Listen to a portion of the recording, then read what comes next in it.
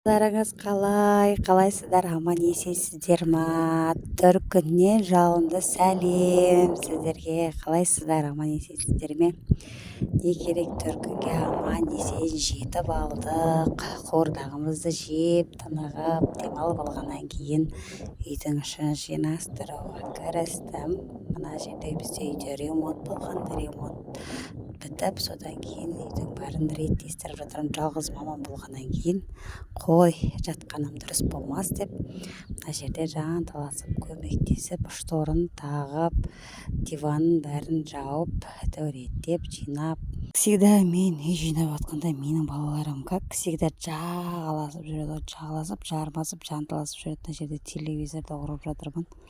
Алып тастаған, соны отауды құрып, менің балаларым айғайлап жүр, маған телевизорды қосып бере ғой деп. Онысы істемейді, өйткені неше күн бойы жауын жауып тұр екен, содан сигнал тартпайды десе, менің балаларым ұқпайды, қоста қос деп болмайды. Әйтеуір сол не керек, төркіндегі сөйтіп бүйтіп бірінші күніміз өтті.